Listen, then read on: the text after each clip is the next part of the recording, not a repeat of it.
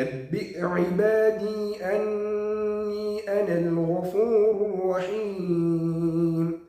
وأن عذابي هو العذاب الأليم ونبئهم عن ضيف إبراهيم إذ دخلوا عليه فقالوا سلاما قال إنا منكم وجلون قالوا لا توجل إنا نبشرك بغلام عليم قال أبشرتموني على أن مسني الكبر فبم تبشرون قالوا بشرناك بالحق فلا تكن من القانطين قال ومن يقنط من رحمة ربه إلا الضالون قال فما خطبكم أيها المرسلون قالوا إنا أرسلنا إلى قوم مجرمين إلا آل لوط إنا لمنجوهم أجمعين إلا امرأته قدرنا إنها لمن الغابرين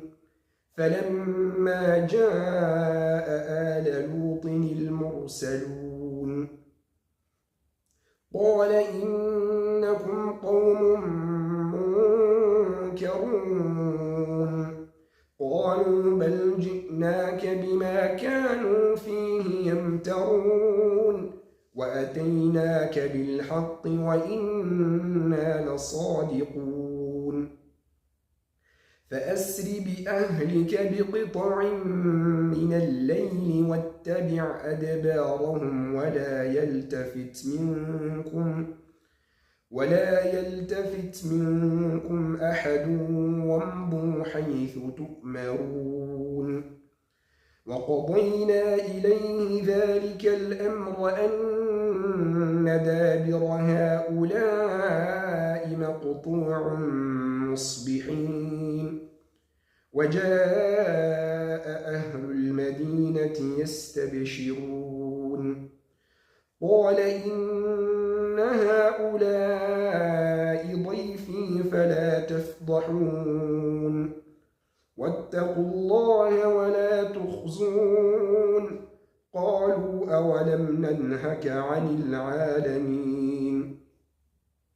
قال هؤلاء بناتي إن كنتم فاعلين لعمرك إنهم لفي سكرتهم يعمهون فأخذتهم الصيحة مشرقين فجعلنا عاليها سافلها وأمطرنا عليهم حجارة من سجيل إن في ذلك لآيات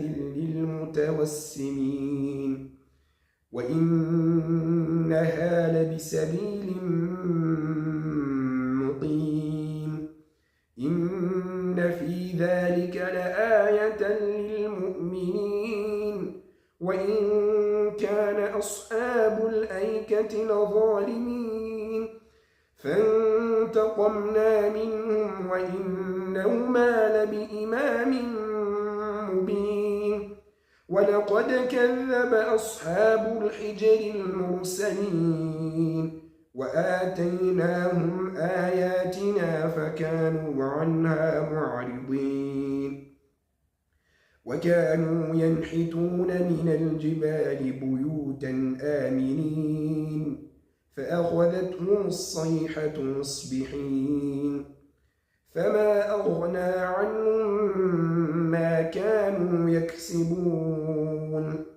وما خلقنا السماوات والأرض وما بينهما إلا بالحق وإن الساعة لآتية فاصفح الصفح الجميل إن ربك هو الخلاق العليم ولقد آتيناك 7 من المثاني والقرآن العظيم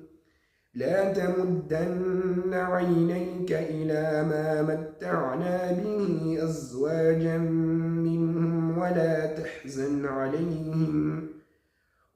تحزن عليهم واخفض جناحك للمؤمنين وقل إني أنا النذير المبين كما أنزلنا على المقتسمين الذين جعلوا القرآن عضين فوربك لنسألنهم أجمعين عما كانوا يعملون فاصدع بما تؤمر وأعرض عن المشركين إنا كفيناك المستهزئين الذين يجعلون مع الله إلها آخر فسوف يعلمون ولقد نعلم أنك يضيق صدرك بما يقولون فسبح بحمد ربك وكن من الساجدين واعبد ربك حتى يأتيك اليقين